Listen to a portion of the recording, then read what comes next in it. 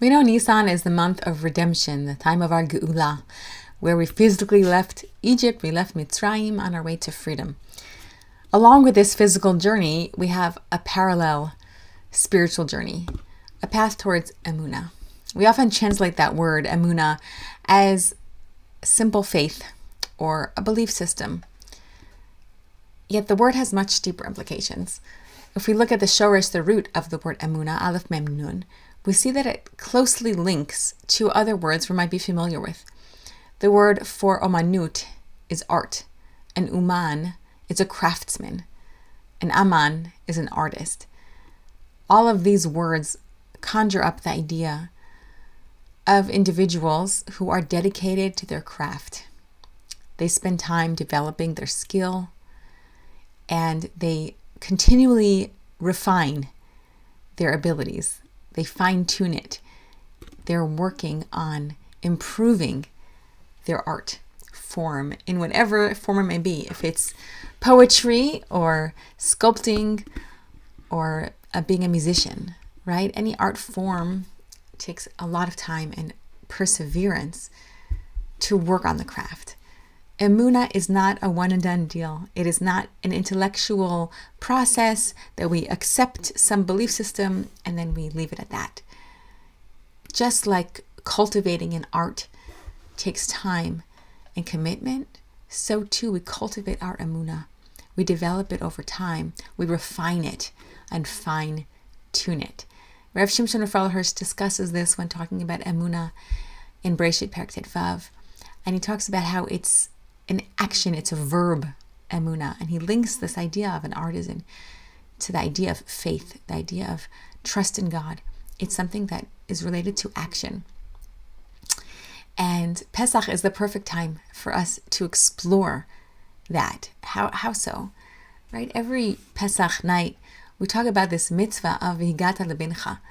We have a pasuk that tells us in Shemot that we have a mitzvah to tell the story to our children, to pass it on from one generation to the next. And what is it that we're passing on?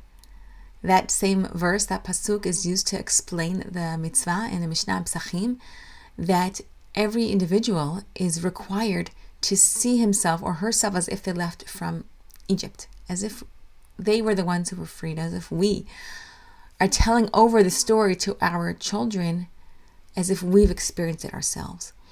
What's the link between those two things?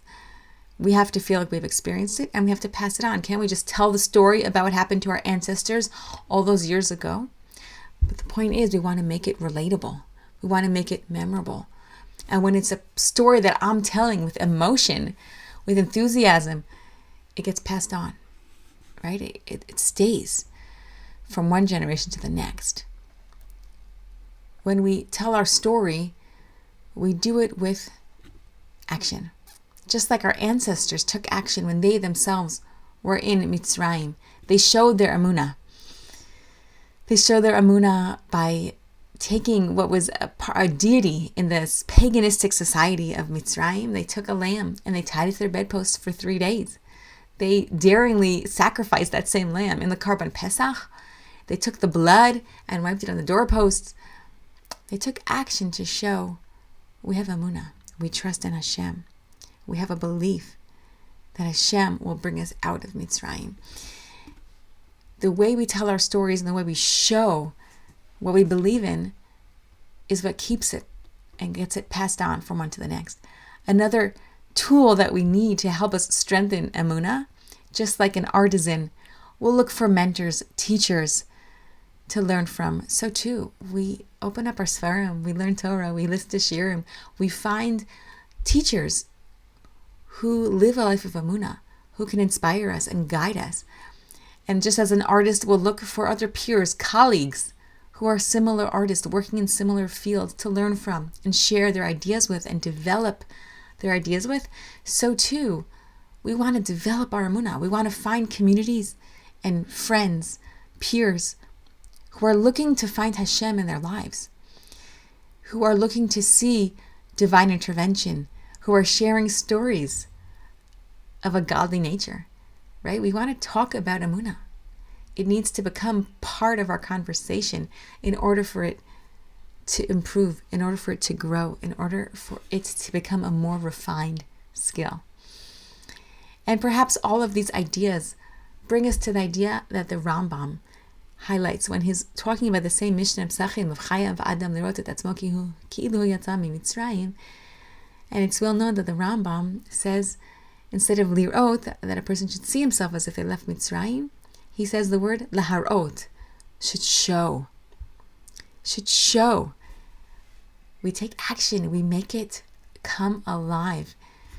There's many examples of this, along with what the Haggadah will tell you in the fine print, to lift this and cover that, and we break the afikomen and we hide it, and we do actions to inspire the children. The Rambam's approach is along a similar vein, but we reenact this story. We dress up like Israelites. We take the matzah and put it on our shoulder. We might walk through a homemade yamsuf, or reenact the makot with jumping frogs, or throwing marshmallows for barad, for the hail. We want to make it something that is felt, something tangible. And this is how, B'ezrat Hashem, we pass on our Emunah from one generation to the next. This is the mitzvah on Pesach, on the Seder night. And this is what the Sfat Emet explains in the well-known passage in the Haggadah where we say, V'hi sha'amda lavotenu v'lanu. This has stood for us, for our forefathers, and for us in every generation. What's the V'hi? What is it? What stood for us? And the Sfat Emet says, it's our Emunah. This Emunah that's been cultivated and nurtured and transmitted from one generation to the next.